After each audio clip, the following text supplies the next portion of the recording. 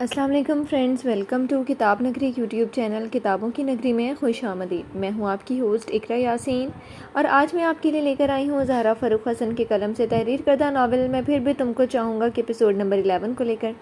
اس episode کو start کرنے سے پہلے آپ جلدی سے کر لیجئے ہمارے چینل کو سبسکرائب، ویڈیو کو لائک اور کلک کر لیجئے بیل آئیکن کو۔ اب آتے ہیں ایپیسوڈ کی جانب۔ کالی ہوتی رات پر گہری دھند طاری تھی، ہوائیں اداس سی سہمی ہوئی فضاؤں میں بہہ رہی تھیں، ستارے مدھم تھے اور زرد چاند اداس۔ ایسا لگ رہا تھا جیسے اس رات کے ظلم نے خوف کی دبیش چادر سارے ماحول پر پھیلا کر بس چاروں طرف موت سی خاموشی پھیلا دی ہو۔ دھند میں ڈوبی رات دلوں میں زینہ بزینہ لرزتے قدموں سے اترتی گریاں تھیں، ہر سو آنسوؤں کی چادر تھی، خاموشیوں کا بھیگا غلاف، آہوں کا لحاف اور درد کا بستر، جس پر جسم تھک سے رہے تھے، دل تڑپ رہے تھے، سوچوں میں انگار اتر رہے تھے اور دھڑکنوں میں غمگین ساز۔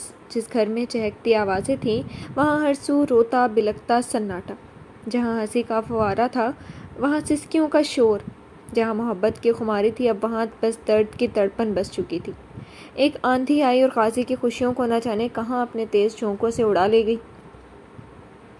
وہ سر پکڑے اپنے بیڈ روم میں بیٹھا ہوا تھا، دل و دماغ میں ایک جنگ چھڑی ہوئی تھی۔ دل بس یہی کہہ رہا تھا ابھی بندوق لے کر جائے اور ان سب گنہگاروں کی صف دنیا سے مٹا دے، کسی کو بھی زندہ نہ چھوڑے، خلیل، اجلال، افشین، ان سب کو ایسی موت دے کہ کل کوئی ظالم کچھ ایسا کرنا بھی چاہے تو 100 بار اس کی روح کانپے۔ مگر ایک طرف شایان اور اپنے پرنس کے بارے میں سوچتا تو اس کے پاؤں میں زنجیریں پڑ جاتی، وہ بیڑیاں جکڑ لیتی جسے مجبوریاں کہتے ہیں۔ بعض دفعہ رشتوں کی بیڑیاں اتنی مضبوط ہوتی ہیں کہ ہمیں اپنے جذبات پر قابو پانا ہی پڑتا ہے، اپنوں کے لیے سب سہنا پڑتا ہے، لیکن کب تک سہے؟ اسے پرنس کی خاموشی، شایان کی دلگیر حالت، اس کی بے بسی اور خود کی برداشت اب صبر کا دامن چھوڑنے پر مجبور کر رہی تھی۔ میں تم دونوں میں سے کسی کو نہیں چھوڑوں گا۔ وہ اپنی مٹھیاں کسے بستر سے اٹھا تھا، اب جب تک وہ اجلال کو ڈھونڈ کر اسے جیل کی سلاخوں کے پیچھے نہیں ڈال دے گا چین سے نہیں رہے گا۔ یہی سوچ کر وہ سیدھا واش روم میں گھسا تھا۔ پھر کچھ ہی دیر میں وہ کپڑے بدل کر اپنے روم سے نکل کر سیدھے نیچے آنے کے لیے سیڑھیوں سے اترا تھا۔ ابھی وہ باہر نکل جاتا کہ اس کی نگاہ اس جگہ پر گئی تھی۔ شایان اب بھی وہیں دیوار کے پاس گھٹنے موڑ کر بیٹھی تھی، سر دیوار پر ٹکا تھا اور وہ خلا میں دیکھتی پتھر کی طرح مجسم تھی۔ قاضی کا سارا اشتعال اسے دیکھتے ہی ختم ہو گیا۔ کچھ دیر پہلے جو اس کے ساتھ ظالمانہ حرکت کی تھی اب دل کی حالت غم کی تہہ میں ڈوبتی ہوئی نظر آ رہی تھی۔ وہ چھوٹے چھوٹے قدم اٹھاتا اس کے قریب آ گیا۔ شایان، اسے دنیا جہاں کا پیار سمو کر اس نے پکارا تھا، مگر ادھر تو سارے جذبات ہی سرد ہو چکے تھے۔ دیوار کی طرف دیکھتے ہوئے وہ ٹھوس سی بیٹھی ہوئی تھی، اس کے پتھر سے وجود میں کوئی ہلچل نہیں ہوئی۔ قاضی نے گہری سانس لے کر بس آنکھیں کرب سے بند کی۔ شانی، اٹھو یہاں سے، آ تمہیں بیڈ روم میں چھوڑ دوں۔ اس نے خام ہو کر اپنا ہاتھ آگے بڑھایا تھا کہ اس کا بازو تھام لیتا کہ وہ بیٹھے بیٹھے ہی کھسک کر چند انچ دور ہو گئی۔ بڑے ہاتھ فاصلے سے خالی ہاتھ ہوئے تھے۔ شایان، کیا چاہتی ہو؟ میں تم سے ہر وقت زبردستی کروں؟ خود کو اب بہت بے بس سا محسوس کر رہا تھا۔ ایک طرف سارے حالات، دوسری طرف شایان کا دل توڑنے والا رویہ اسے سب سے زیادہ تکلیف پہنچا رہا تھا۔ کر لیں زبردستی، آپ سب مردوں کو بس یہی ایک کام تو آتا ہے، آپ بھی مٹا لیں اپنی حوث، ہر مردوں کو بس اسی سے تو غرض ہے۔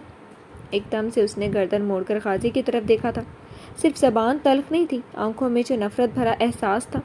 قاضی کا تو دماغ ہی الٹ گیا، وہ کچھ اور کہتی تو وہ برداشت کر لیتا، مگر یہ حوث کی گالی وہ شایان کے ہونٹوں سے بھی برداشت نہیں کر سکتا تھا۔ اس نے برہمی سے اس کے بازو دبوچا اور اپنے سامنے کھینچ کر کھڑا کر دیا۔ شایان اس کی برہمی سے ذرا بھی خوفزدہ نہیں ہوئی تھی، بلکہ اپنی سرخ آنکھوں سے دیکھتے ہوئے تکلیف کے باوجود بھی لب نیچے کھڑی تھی۔ آئندہ اتنی گری ہوئی بات منہ سے نکالی نا تو تمہارا حشر بگاڑ دوں گا۔ حوث اور محبت کا فرق شاید بھول چکی ہو تم۔ اس کی بھوری آنکھیں لہو رنگ جیسی ہو رہی تھی، انگلیاں اس کے بازو میں گاڑے وہ گرایا۔ یہ ناول آپ کتاب نگری یوٹیوب چینل پر پڑھ اور سن رہے ہیں۔ کوئی محبت سے کرے یا کوئی زبردستی، تم سب مردوں کو بس اپنی بھوک مٹانی ہوتی ہے۔ اسے خود معلوم نہیں تھا کہ وہ کیوں ایسی ہو گئی تھی، کیوں وہ ایسی گری ہوئی باتیں کر گئی۔ الفاظ اس کے ہونٹوں سے نکل کر انگاروں کی طرح نکلے اور غازی کا خون ابل گیا۔ شایان، وہ بری طرح سے چیخا، اس کی دھاڑ پورے بنگلے میں گونجی تھی۔ شایان جو بے خوف سی تھی، اس دھاڑ پر اس کا دل ڈر کر سمٹا تھا۔ خوف کی ہلکی جھلک اس کی آنکھوں میں ابھری اور سارے وجود میں سرایت کر گئی۔ قاضی کا چہرہ غصے سے سرخ ہو اٹھا۔ سب کچھ برداشت کر لوں گا، مگر ایک حرف غلط اپنے کردار پر برداشت نہیں کروں گا۔ وہ صرف دھاڑ نہیں رہا تھا، اس نے شایان کو بازو دبوچے ہوئے بری طاقت سے جھٹکا تھا۔ شایان کو لگا آج اس کا بازو ضرور اکھڑ جائے گا۔ درد برداشت کرتی وہ اب بس اسے ویران آنکھوں سے دیکھ رہی تھی۔ تمہاری ہمت کیسے ہوئی میری محبت پر اتنا گھٹیا الزام لگانے کی؟ کب دکھائی ہے میں نے تمہیں ہوس؟ کب کی ہے تم سے زبردستی؟ کب مٹائی اپنے جسم کی بھوک؟ بتاؤ مجھے، تم بتاؤ۔ غازی نے اس کے بازو کو جھنجھوڑ ڈالا اور اس پر شایان کے ہونٹوں سے سسکی نکلی۔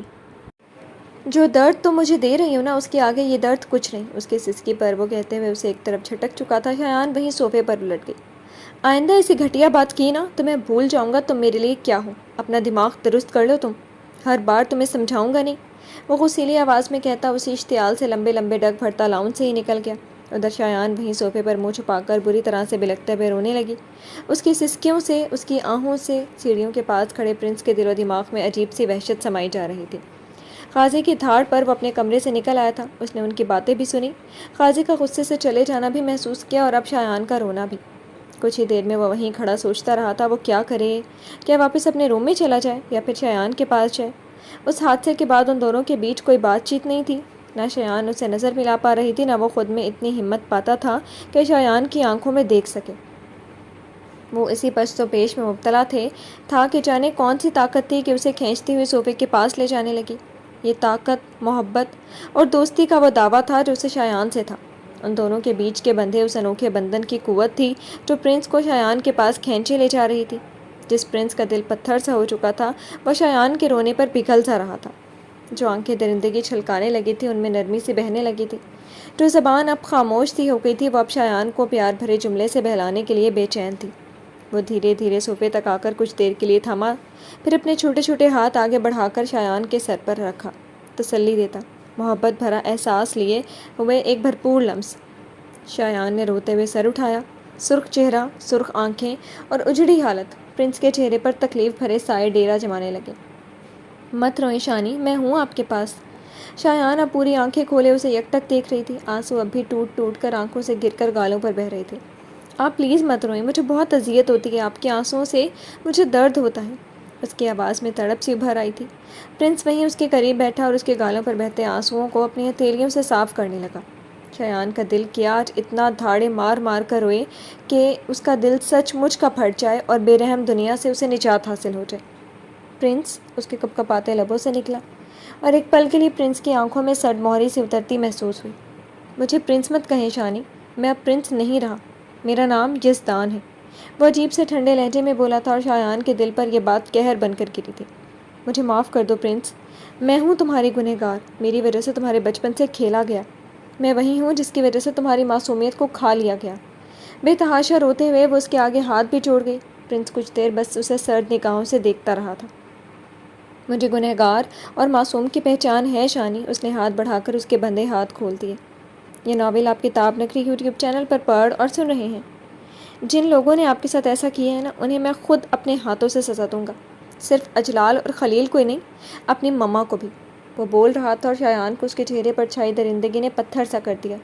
اس کے تو آنسو بھی تھم گئے۔ وہ سب جانتا تھا، یہ بھی کہ رات کے اس آخری لمحات میں افشین اس گھر میں آئی تھی، اس کے اجڑنے کا تماشا دیکھنے، قاضی کی سیج پر اجلال کی درندگی کی تصویر کو حقارت بخشنے، اسے پستی میں دھکیل کر اونچائی پر سجنے کے لیے، اسے اجلال سے زبردستی چھین کر کوڑے کے ڈھیر پر پھینکنے کے لیے۔ شایان سب سوچتی پتھر سی ہو رہی تھی۔ میری مما آئی تھی یہاں، میں نے سب دیکھا تھا، سب سنا تھا، ان کے ہر جملے، ہر مار مجھے یاد ہے۔ پرنس کی آنکھوں میں اس رات کی تصویریں ناچی اور بھوری آنکھوں کی وہ سرخی، وہ تو بس ساکت سی پرنس کے چہرے پر چھاتی برہم ہی دیکھ رہی تھی۔ وہ آپ کو مار رہی تھی، آپ کو گالیاں دے رہی تھی، آپ کے زخمی وجود کو انہوں نے اور بھی زخمی کیا۔ وہ سب میں اب کبھی نہیں بھول پاؤں گا۔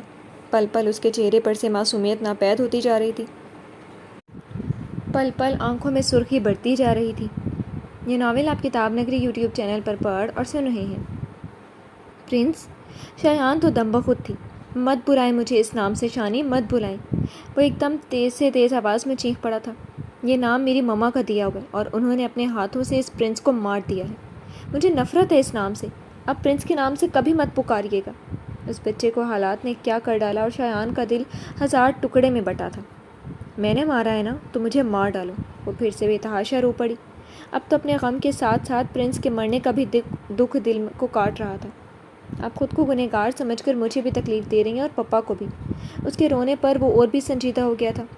میں کیا کروں، تم مجھے بتاؤ میں کیا کروں، مجھے اپنا آپ گنہگار لگتا ہے، میں نے ہی تم دونوں کی زندگی میں آ کر اپنے ساتھ سب کچھ تباہ کر دیا، تم دونوں کو بھی برباد کر دیا۔ شایان خود کو بے بسی اور بے چارگی کی حدود پر کھڑے پا کر ہلکے سے چلاتی بلک بلک کر رو رہی تھی۔ غلط لگتا ہے آپ کو، آپ کبھی گنہگار نہیں تھی، بس کمزور تھی، جیسے میں بھی تھا۔ اس رات سے ایک بات سیکھی ہے میں نے شانی، وہ بولتے بولتے ایک مرد تھا، کہیں سے بھی ایک بچہ نہیں لگ رہا تھا۔ شایان نے روتی آنکھوں سے اس کا چہرہ دیکھا۔ یہاں کمزوروں کا بھی کبھی کوئی نہیں ہوتا، ہمیں اپنی حفاظت، اپنی جنگ خود لڑنی پڑتی ہے، مر جاؤ یا مار دو۔ اس دنیا میں بس یہی دو فارمولے چلتے ہیں، تو ہمیں مرنا نہیں ہے، ان کو مارنا ہے، ایک ایک کو مارنا ہے، مر جانا ہے مگر دبنا نہیں ہے۔ وہ پرعزم تھا اپنی بات پر، یہ اس کے چہرے کی وہ درندگی چینخ چینخ کر کہہ رہی تھی۔ اب وہ معصوم پرنس نہیں تھا، وہ ہر رحم بھرے جذبات سے خالی ایک پتھر صفت مرد تھا۔ شایان ایک بار پھر متحیر ہوئی تھی۔ میں زندگی سے لڑنے کے لیے بالکل تیار ہوں، میں اب کمزور نہیں ہوں، میں ہر وہ ہنر اپنے اندر پیدا کروں گا جو ہاتھ کمزوروں تک پہنچے اس سے پہلے ہی کاٹ دوں۔ وہ بولتے ہوئے ہلکے سے مسکرایا، مگر وہ پراسرار مسکراہٹ نے شایان کے اندر خوف کی لہر دوڑا دی۔ زندگی اب کون سی کروٹ بدلنے والی ہے، یہ سوچ کر ہی وہ شدت سے آزردہ خاطر ہوئی تھی۔ آپ اب رونا بند کر دیں، رونے سے صرف انسان کمزور ثابت ہوتا ہے اور کچھ نہیں۔ اس نے اس بار سختی سے شایان کے گالوں سے آنسوؤں کو رگڑ دیا۔ وہ تو اب چپ سی ہو کر رہ گئی تھی، کہنے کو اب رہ ہی کیا گیا تھا۔ میں پانی لے کر آتا ہوں۔ پرنس اپنی جگہ سے اٹھا اور کچن کی طرف چلا گیا۔ کچھ ہی دیر میں وہ گلاس میں پانی لے کر اس کے قریب ہی بیٹھ گیا۔ شایان کی حالت میں کوئی تبدیلی پیدا نہیں ہوئی تھی۔ پی لیں۔ گلاس اس کی طرف بڑھایا تو اس نے جیسے ہی اپنا ہاتھ آگے بڑھایا، پرنس کی نگاہ اس کی کلائی پر گئی تھی۔ اس کی دونوں کلائیاں سفید پٹی میں جکڑی ہوئی تھیں۔ سارے منظر آنکھوں میں ناچے اور وہ ملول سا شایان سے مخاطب ہوا۔ آپ پپا سے ایسے مت بولا کریں، انہیں اس رات مارا گیا تھا، وہ پوری رات بے ہوش تھے، ان کے سر پر بہت گہری چوٹ تھی۔ میں نے عافیہ آنٹی اور شفیع انکل سے سب سنا تھا، اور ان کے ساتھ سچ مچ یہ سب کیا گیا تھا، کیونکہ میرے پپا کبھی برے نہیں ہو سکتے، جھوٹ نہیں بول سکتے اور آپ کو دھوکہ بھی نہیں دے سکتے۔ آہستہ آہستہ بولتے ہوئے وہ بس شایان کی کلائی کی طرف دیکھ رہا تھا۔ پانی پیتے ہوئے اس کا دل پھر سے بھر آیا تھا۔ دل تڑپا، مگر اس احساسات کا کیا کرتے جس نے غازی کی محبت پر سرد مہری کی چادر تان دی تھی۔ یہ ناول آپ کتاب نگری یوٹیوب چینل پر پڑھ اور سن رہے ہیں۔ کچھ مت سوچیں شانی، میں ہوں آپ کے پاس۔ ایک بار پھر شایان کی آنکھوں میں آنسو دیکھ کر اس نے اس کا ہاتھ تھام لیا۔ وہ بس اسے دیکھتی جا رہی تھی۔ آپ سو جائیں، میں ہوں ادھر آپ کے پاس۔ اس نے شایان کے ہاتھوں سے گلاس لیا اور خود کھڑا ہو کر اس نے وہیں اسے شانوں سے تھام کر صوفے پر لٹایا تھا۔ اس کے سر کے نیچے کشن رکھ کر وہ وہیں اس کے پہلو میں ٹک گیا۔ شایان کسی چھوٹی بچی کی طرح اس کی ہر بات پر عمل کرتی آرام سے لیٹ گئی۔ آنکھیں بند کریں اور سو جائیں۔ اس نے اپنے چھوٹے مگر مضبوط ہاتھوں سے اس کا سر تھپکنا شروع کر دیا۔ وہ چپ چاپ آنکھیں بند کر گئی۔ لاؤنج میں بے معنی سی گہری خاموشی چھا گئی۔ نارنجی رنگ میں کرمزی ملی شام کے سائے اب بھی ملول تھے، اور افشین اپنی کلائی تھامنے والے کی صورت دیکھتے ہوئے تعجب زدہ سی تھی۔ آپ یزدان کو کال کر کے کیا ثابت کرنا چاہتی تھی؟ عائزہ نے ان کے دیکھنے پر ان کی کلائی پر اپنی گرفت اور مضبوط کی، اور سرد لہجے میں بولتے ہوئے وہ ان کی آنکھوں کو دیکھتی اپنی آنکھوں میں آگ کی لپیٹیں لیے ہوئی تھی۔ کیا مطلب ہے تمہارا؟ انہوں نے ناگواری سے عائزہ کی طرف دیکھتے ہوئے پوچھا۔ جانے وہ کب ان کے پیچھے آ کھڑی ہوئی تھی، جانے کیا اس نے سنا تھا اور اب اس قدر کاٹدار انداز میں ان سے مخاطب ہوئی تھی۔ انہیں عائزہ کی موجودگی بالکل بھی پسند نہیں آئی تھی۔ آپ اتنے سالوں کا حساب ایک دن کی ملاقات کے بدلے میں چھوڑ رہی ہیں؟ اس کی باتوں کا مطلب وہ اب بھی نہیں سمجھ پا رہی تھی۔ ان کے چہرے پر الجھن تھی اور عائزہ ہلکا سا مسکرائی، کٹیلی مسکراہٹ، چبھن پیدا کرتی مسکراہٹ۔ آپ اتنی آسانی سے اپنی محبت کے گنہگار کو معاف کر دیں گی؟ یزدان کے بدلے میں وجدان سے ہار جائیں گی؟ وہ اسی کٹیلی مسکراہٹ سے ان کی آنکھوں میں جھانک رہی تھی۔ افشین کو بات سمجھ میں آئی اور ان کے تاثرات سپاٹ ہوئے۔ وہ اس دن کی بات کر رہی تھی جب یزدان ادھر آیا تھا۔ اس کا مطلب تھا اس نے ساری باتیں سنی تھیں۔ انہوں نے جھٹکے سے اپنی کلائی عائزہ کی گرفت سے چھڑا لی۔ یہ تم سے مطلب نہیں رکھتا، تمہیں ماں بیٹی کی باتوں میں دخل دینے کا کوئی حق نہیں ہے۔ وہ بولی تو ان کا لہجہ برف سی ٹھنڈک لیے ہوئے تھا۔ عائزہ کی آنکھوں میں جلتے شعلوں کو جیسے کسی نے ہوا دے دی ہو۔ یہ مجھ سے ویسے ہی مطلب رکھتا ہے جیسے کچھ سالوں پہلے وجدان نے آپ سے محبت کا رشتہ توڑا تھا۔ عائزہ کی آنکھوں میں آگ سلگ رہی تھی۔ افشین نے سر جھٹک کر اسے دیکھا۔ باتیں تو تم نے ہماری سن لیں، مگر ایک بات بتاؤں، یزدان اور وجدان کا ہم دونوں سے رشتے میں اتنا ہی فرق ہے جتنا افشین اور عائزہ میں ہے۔ ان کے درمیان رشتے کی ڈور بہت کمزور ہے۔ تم کس تعلق کی بنیاد پر یزدان سے شکوہ کر سکتی ہو؟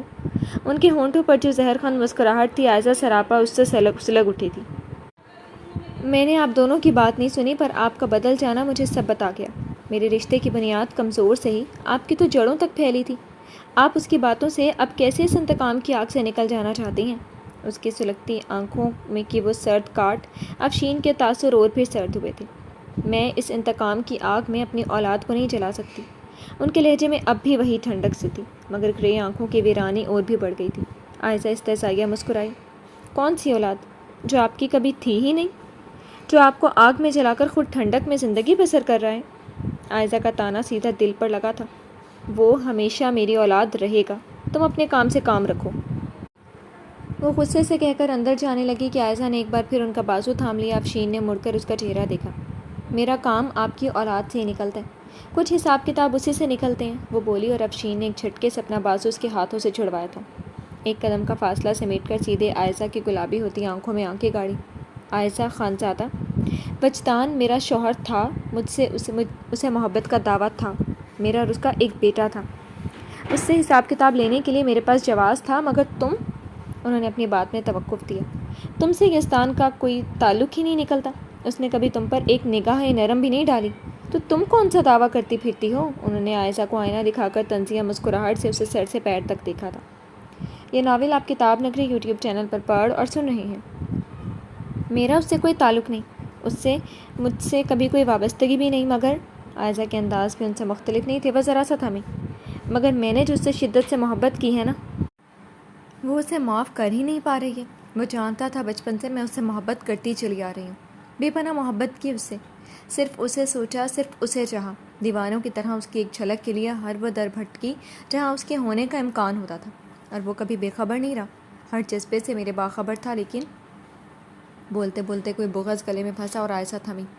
افشین سرد نگاہوں سے لگاتار اس کے چہرے کو دیکھتی ساکت سی تھی۔ عائزہ نے چند سانس لے کر پھر سے کہنا شروع کیا، لیکن اس نے میرے ساتھ کیا کیا؟ میری محبت پر کسی اور لڑکی کو ترجیح دے دی، اس سے ہمدردی کر کے اپنی زندگی میں شامل کر لیتا، مجھے سکون رہتا، مگر نہیں، وہ اس سے وہی محبت کرتا ہے جیسے میں اس سے کرتی تھی۔ کل تک مجھے یہ یقین تھا کہ وہ پتھر ہے، مجھ سے نہیں کرتا محبت تو وہ کسی سے بھی نہیں کر سکتا، پر میں غلط تھی، بہت غلط۔ وہ ہنسی جیسے خود پر ہنس رہی ہوں۔ افشین کے چہرے کے تاثرات ڈھیلے پڑنے لگے۔ یہ محبت کے غم تھے جو سیدھے دل پر اثر کر رہے تھے، اور یہ غم وہی سمجھ سکتے تھے جس نے خود پر یہ غم دل پر اٹھائے ہوں۔ آپ کا یزدان اس سے جنونی محبت کرتا ہے، اس پر مرتا ہے، اس کی آنکھوں میں انم کے لیے تڑپ ہے، وہ اس کے لیے کسی بھی حد تک جا سکتا ہے۔ وہ آج سے نہیں، بہت سالوں پہلے سے اس سے محبت کرتا چلا آ رہا ہے۔ عائزہ کی آنکھوں میں تکلیف کے ساتھ نفرت کی آگ بھی بھڑکی، اور یہی سب باتیں افشین کے دل پر بھی آری کی طرح چل رہی تھی۔ وہی محبت تو جو وجدان شایان سے کرتا چلا آ رہا تھا، وہ عائزہ کے عکس میں اپنی تصویر دیکھنے لگی تھی، اور یہی بات مجھے تڑپاتی ہے۔ نہیں کرتا مجھ سے شادی، بنا لیتا اسے اپنی بیوی، مگر محبت تو نہیں کرتا۔ وہ تو پتھر تھا نا، اس کے اندر کبھی کوئی نرم جذبات رہے ہی نہیں۔ میں سالوں اس کی جوگن بنی رہی، میری محبت نے اسے نہیں پگھلایا، مگر ایک معمولی لڑکی نے اسے پگھلا کر اپنے دل میں ڈھال لیا۔ اس نے کیا کیا میرے ساتھ؟ کیوں کیا میرے ساتھ ایسے؟ میں نفرت سے سیاہ ہو رہی تھی، اور افشین اس پر افسوس ہی کر سکتی تھی۔ کیا بتائے اسے، کیا سمجھائے اسے؟ محبت اگر زبردستی بھرا جذبہ ہوتی تو وجدان تو اس کا شوہر تھا، ہمیشہ اس کا رہتا، مگر وہ نہیں رہا ان کا، تو یزدان سے وہ کیسے امید لگائے بیٹھی تھی؟ میں اسے کبھی معاف نہیں کروں گی، اور آپ کو بھی نہیں کرنے دوں گی۔ افشین نور فردوسی۔ عائزہ کی آنکھوں میں جو بدلے کی آگ تھی، افشین کے دل کو کچھ ہوا تھا۔ عائزہ، محبت زبردستی چھیننے والا جذبہ نہیں ہے، انہوں نے اسے سمجھانے کے لیے نرمی اختیار کی۔ پتہ نہیں کیوں ان کے منہ سے ایسے جملے نکل گئے، شاید اس بار کی کراری چوٹ نے ان کا اپنا آپ بدل ڈالا تھا۔ ٹھیک نہیں ہے چھیننے والا جذبہ، مگر برباد کرنے والا تو ہے، وہ جو کہہ رہی تھی۔ افشین نے جبڑے تانے۔ سب کچھ برباد ہو گیا، آپ کیا بیٹے کو بھی کھو دے؟ وہ میرا بیٹا ہے، میں تمہیں اپنا بیٹا برباد نہیں کرنے دوں گی۔ افشین کی آواز سخت ہو گئی تھی۔ عائزہ فوری سنبھلی تھی۔ آپ کے بیٹے کو برباد کر دوں، یہ حوصلہ مجھ میں نہیں ہے۔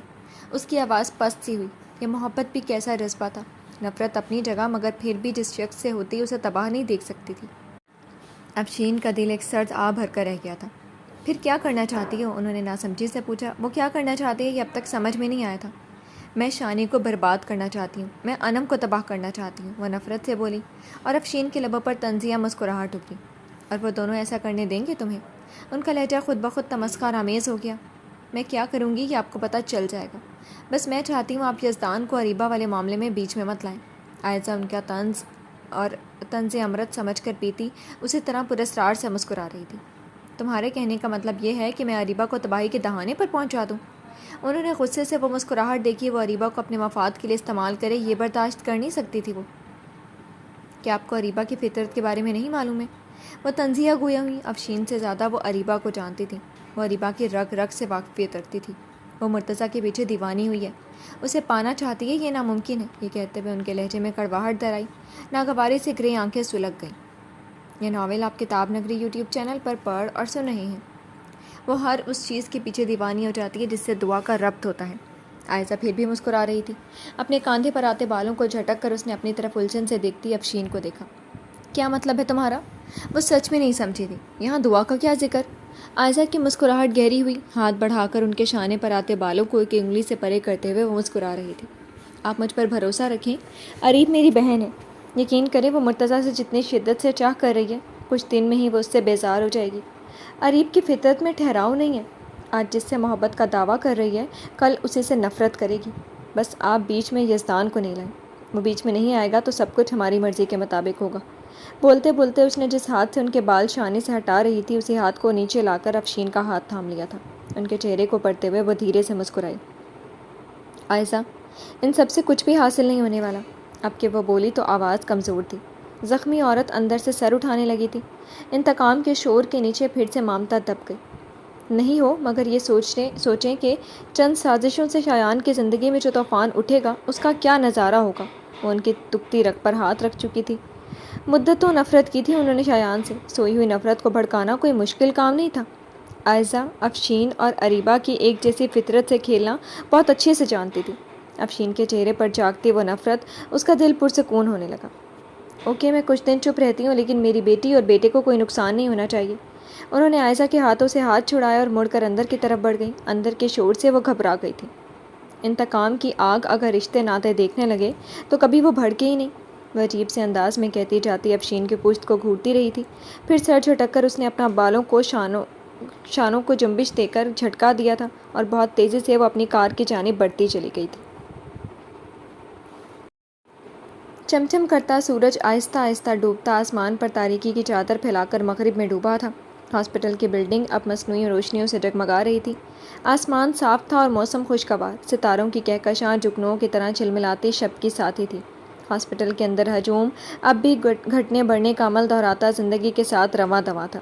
لمبے کوریڈور کے آخری سرے پر یزدان کے آفس کا ڈور بند تھا اور بند ڈور کے پیچھے اس آفس میں چند گھنٹے سو لینے کے بعد انم بالکل فریش سی تھی۔ نماز پڑھنے کے لیے وہ واش روم آئی تھی اور ابھی وضو کر کے باہر نکلی ہی تھی کہ ایک بار پھر آفس کے داہنی طرف والی دیوار کھسکی اور انم نے تیزی سے مڑ کر دیوار کی طرف دیکھا تھا۔ یزدان غازی خانزادہ سر پر سے کالا ہیلمٹ اتارتے ہوئے اندر آیا تھا۔ ایک تو یہ بندہ کبھی ڈھنگ سے نہیں آ جا سکتا، ہمیشہ ڈرانے کا شوق چڑھا رہتا ہے۔ دیوار کھسکنے پر وہ چونکی تھی، پھر مڑ کر یزدان کو اندر آتے دیکھ کر اپنی جگہ پر کھڑی رہ کر سوچ بیٹھی تھی۔ ادھر ہیلمٹ اتار کر اپنے بالوں میں ہاتھ پھیرتے ہوئے یزدان کی فوری نگاہیں واش روم سے نکلتی انم پر گئیں۔ وائٹ اینڈ بلو کلر کے سوٹ میں وہ ایک دم گلابی گلابی سی گڑیا لگ رہی تھی۔ گردن پر جھولتی پونی ٹیل اور گالوں پر چپکی کرلی لٹیں کالی آنکھوں میں اب تک نیند کی خماری آنکھوں کو اور بھی نشیلی سی کر رہی تھی۔ وہ گھر سے نکلتے ہی انم کو ہاسپٹل چھوڑ کر سیدھے اپنے کام پر چلا گیا تھا۔ تب سے وہ مستقل کام میں لگا رہا تھا۔ اپنے کام میں منہمک رہتا تو وہ خود کو سرد مہری میں گھرا محسوس کرتا تھا۔ ہر احساسات سے آری اسے صرف اپنا مقصود زندگی دکھائی دیتا تھا، لیکن جب یہ لڑکی اس کی نگاہوں کے سامنے آ جاتی تو لگتا اب اس میں کچھ اور نہیں بچے۔ وہ بس اس کے عشق کے سانچے میں ڈھل رہا تھا۔ اسے دیکھتے ہی سرد مہری، قلبی سکون اور لطیف احساس سے بھر جاتا تھا۔ یہ لطافتوں میں ڈوبا سکون اس کے پورے وجود میں خون بن کر گردش کرنے لگتا تھا۔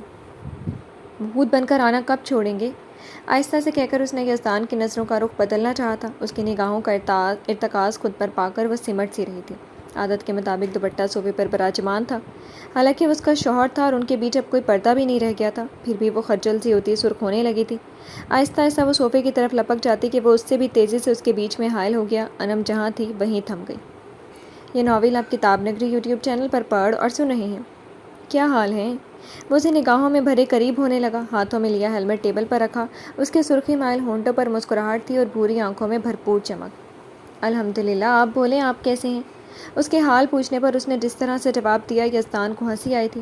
وہ بھی بس مسکرانے ہی لگی تھی کہ یاد آیا صبح ناراضگی جتائی تھی، اس لیے کوئی مسکراہٹ نہیں دے سکتی تھی، اس لیے بس سنجیدہ بن کر اس کے بازو سے جھانک کر صوفے پر سے نگاہ ڈالنی چاہی۔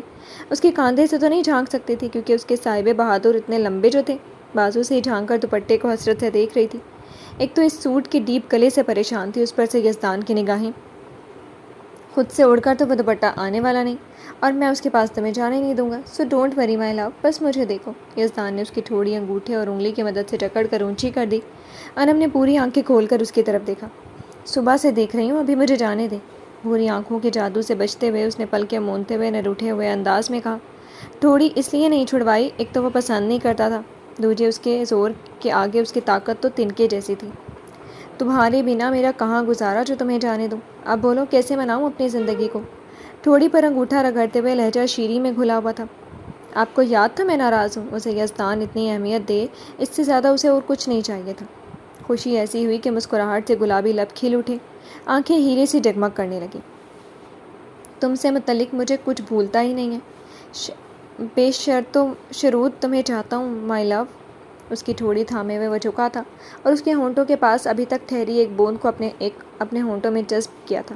انم کی سانسیں تھمی اور یزدان کے لبوں نے ان سانسوں کو چھوا تھا۔ تمہاری یہ خوشبو مجھے پاگل ہی کر دے گی ایک دن۔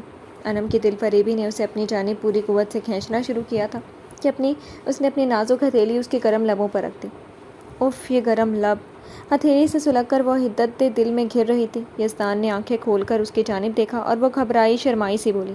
یزدان!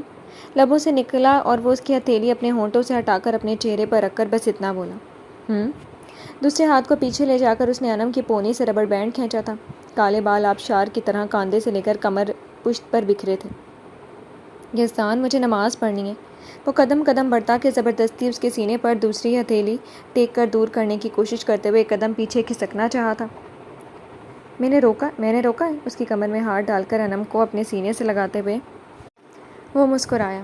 گداز وجود کا نرم گرم احساس تازگی بھرا تھا۔ آپ چھوڑیں نا، تب پڑھوں گی۔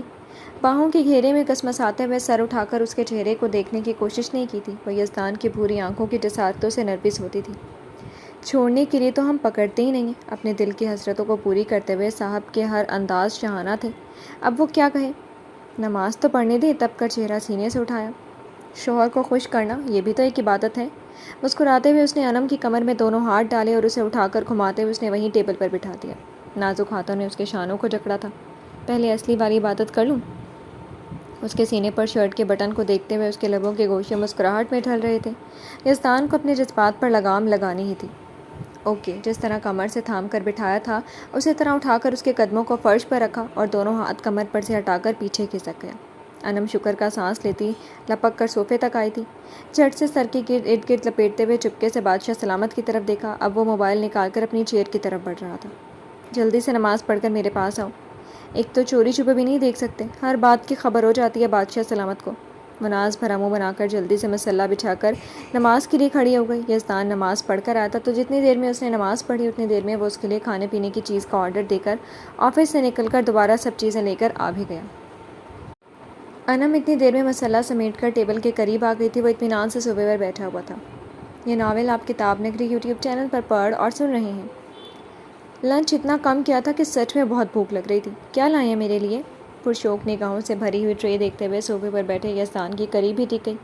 اپنا دل ٹیبل پر رکھی ٹرے ایک انگلی سے انم کی طرف جانب کھسکاتے ہوئے وہ زیر لب مسکرا بھی رہا تھا۔ اس کے جواب پر انم نے چمکتی آنکھوں سے اس کی طرف دیکھا۔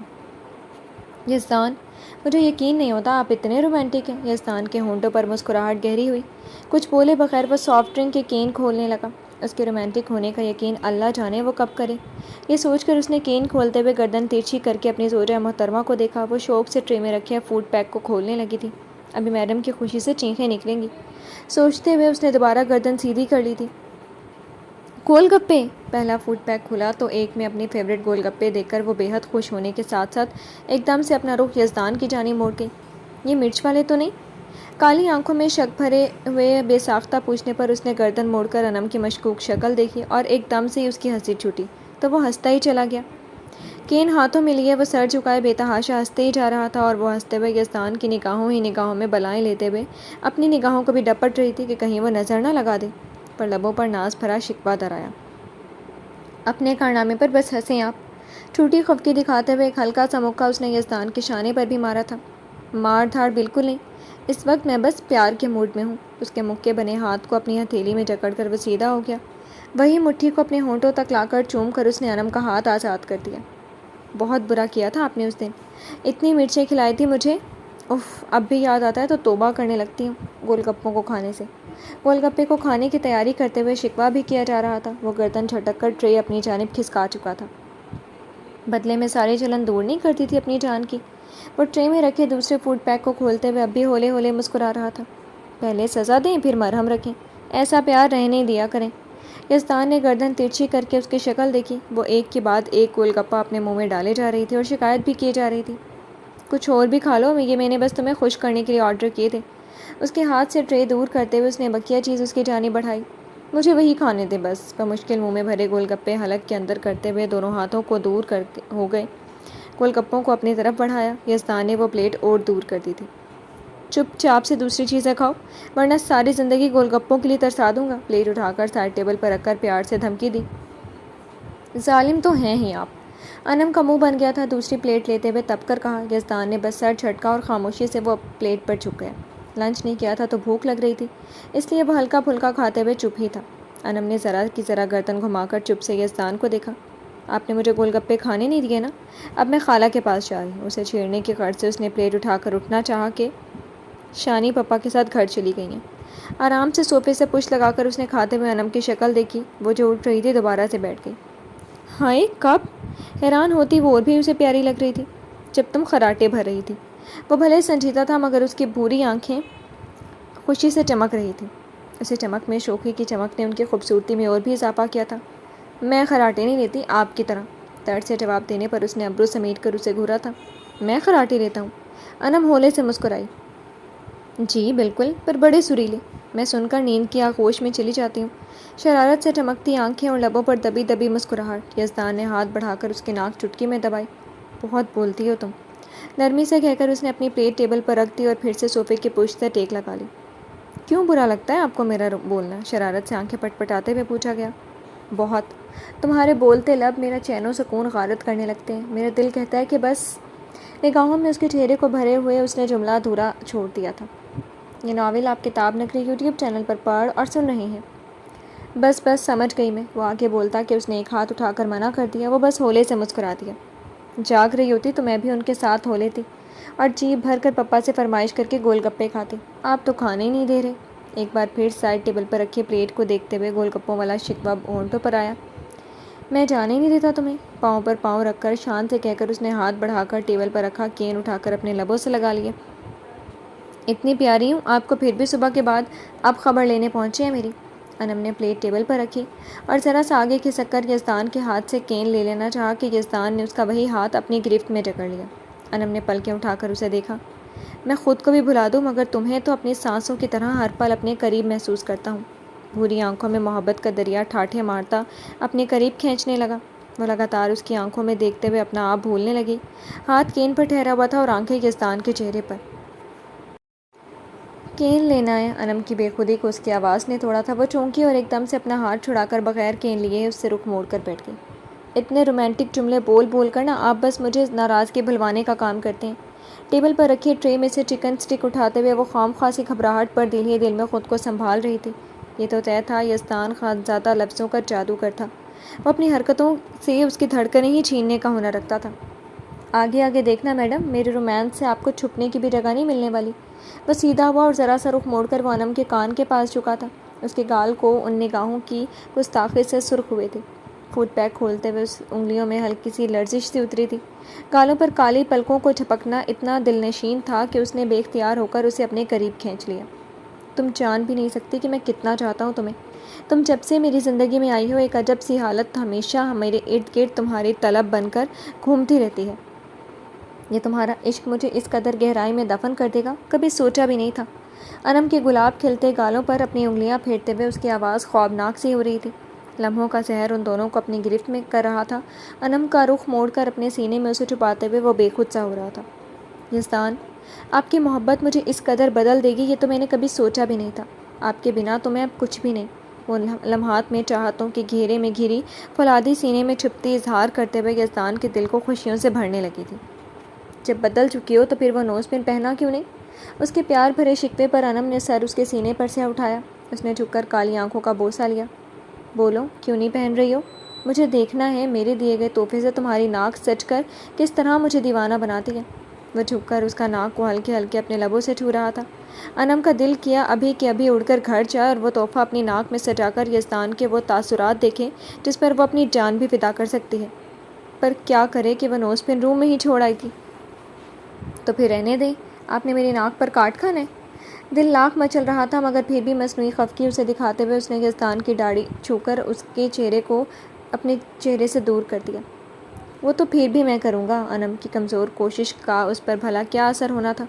اس نے جھک کر جیسے ہی انم کی ناک پر دانت رکھے وہ چلا اٹھی، یزدان میں بغیر ناک کی ہو جاؤں گی۔ اس کے چلانے پر اس نے ہنس کر فقط اس کی ناک کو چوما تھا اور اسے اپنے بازوؤں سے آزاد کر کے بس اتنا کہا، آج رات میں گھر نہیں آؤں گا۔ انم نے فوراً سر اٹھا کر اس کا چہرہ دیکھا۔ کیوں؟ دل سکڑ سا گیا تھا اور آنکھوں کی جوت مدھم ہوئی۔ کام ہے مجھے۔ یزدان نے فوراً اس کا ہاتھ تھام کر پیار سے کہا، ہو سکتا ہے کل بھی نہیں آ پاؤں، تو تم دعا کے ساتھ اس کے روم میں رہنا یا شانی کے ساتھ۔ بیڈ روم میں جانے کی ضرورت نہیں ہے، بلکہ سیکنڈ فلور پر جانے کی ضرورت ہی نہیں ہے۔ Got it?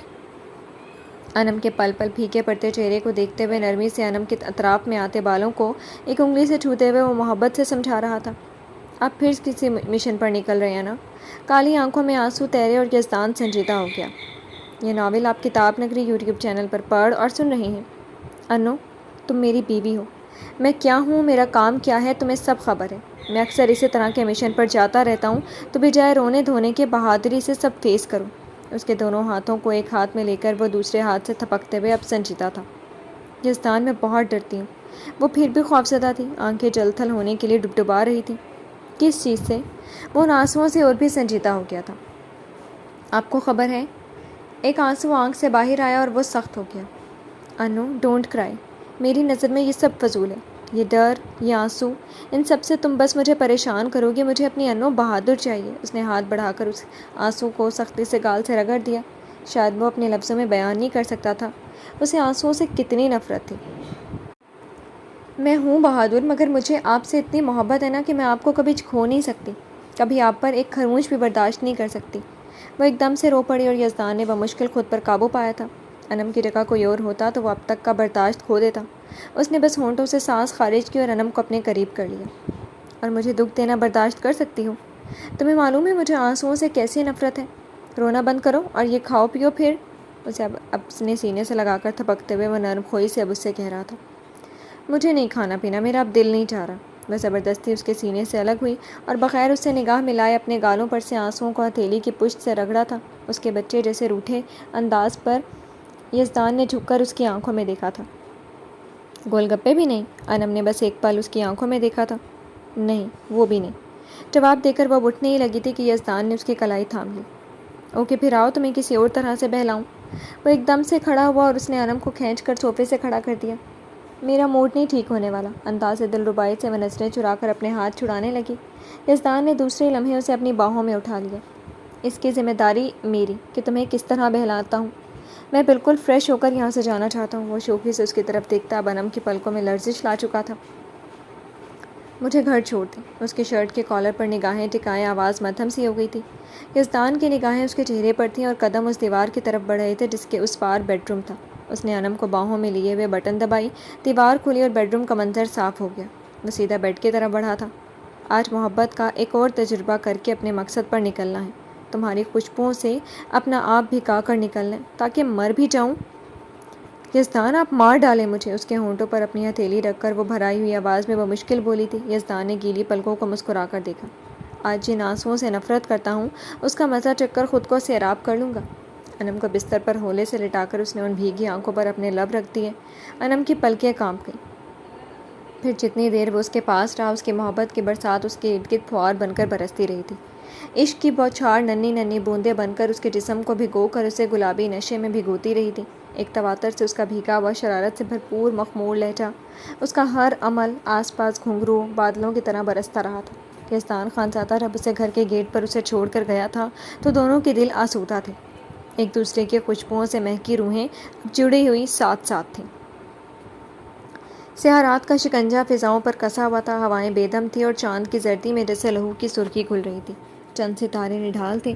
موت کا سناٹا دلوں میں گھر کر گیا تھا۔ درختوں کی بھیانک شکلیں، کانٹے دار درخت، موت کی طرح گہرا اندھیرا چاروں طرف سے گھیر رہا تھا، ایسے کہ اس اندھیرے سے روشنیاں تڑپنے لگیں، دم گھٹنے لگا، آنکھیں جلنے لگیں۔ کوئی دستک نہیں، کوئی صدا نہیں تھی جو اسے پکار لے، بس 2 ہیبت ناک آنکھیں تھیں جو مسلسل اسے گھورے جا رہی تھیں۔ وہ آنکھیں غلیظ سے تھیں، اس کے وجود کو چھیدتی، اس کے وجود میں اترتی، اس کے دل پر اپنی غلاظت کا زہر اتارتی۔ آہستہ آہستہ وہ آنکھیں چمکنے لگیں، پھر وہ چہرہ واضح ہونے لگا۔ ہوس سے بھرے وہ جلتے ہونٹ دھیرے دھیرے اس کی طرف بڑھ رہے تھے، 2 ہاتھ اس کی روح تک کو بھنپوڑنے کے لیے بڑھ رہے تھے۔ اس کی آنکھیں خوف سے پھیلی، دل ڈر کر بند ہونے لگا۔ وہ ہاتھ اٹھا کر اسے دور دھکیلنا چاہتی تھی، بلک بلک کر رونا چاہتی تھی، چیخ چیخ کر مدد کے لیے پکارنا چاہتی تھی۔ یہ ناول آپ کتاب نگری یوٹیوب چینل پر پڑھ اور سن رہے ہیں۔ ڈوبتی آنکھیں کھول کر اپنے خوف سے تھکے ہوئے سینے سے زور لگا کر لمبی سانس لینی چاہی، مگر سوکھے حلق سے کچھ مبہم سی آواز نکلی، ڈوبی ہوئی سرا سیما سی، شانی شانی۔ بہت دور سے ایک آواز اس کے سماعت میں سے گزر کر اسے بیدار کرنے لگی۔ کوئی بے چینی سے اسے پکار رہا تھا، پیار سے اس کے گال تھپک رہا تھا۔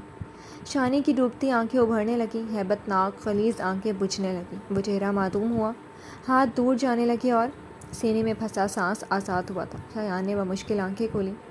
شانی آنکھیں کھولیں، اب ڈر گئی تھی۔ پرنس اس کے چہرے پر فکر مند سا جھکا، اس کے گال تھپک رہا تھا۔ شایان کچھ پل یکٹک بس اسے دیکھتی رہی تھی، پھر ایک دم سے وہ اٹھ بیٹھی۔ آپ خواب میں ڈر گئی تھی، ڈرے مت، میں آپ کے ساتھ ہوں۔ وہ چھوٹا بچہ اپنی طاقت سے زیادہ اس کے لیے ڈھارس بن کر اپنی جگہ محکم ارادے کے ساتھ کھڑا تھا۔ ہاں وہ خواب تھا، وہ اب بھی اس کے خواب کے زیر اثر تھی، چہرہ ارکی تھا اور رنگت سفید ہو رہی تھی۔ پرنس سنجیدگی سے اسے دیکھتے ہوئے دھیمی آواز میں بولا، ہاں سب خواب تھا، آپ نے بس برا خواب دیکھا ہے، میں آپ کے لیے پانی لے کر آتا ہوں۔ اس نے ہاتھ بڑھا کر شانی کا سر سہلایا اور بہت تیزی سے اٹھ کر وہ کچن کی طرف گیا تھا۔ شایان دونوں گھٹنے موڑ کر صوفے سے لگ کر سمٹ کر بیٹھ گئی۔ اس کا دماغ ماؤس سا تھا، وہ اب کچھ بھی سوچنا نہیں چاہتی تھی۔ لیں پی لیں۔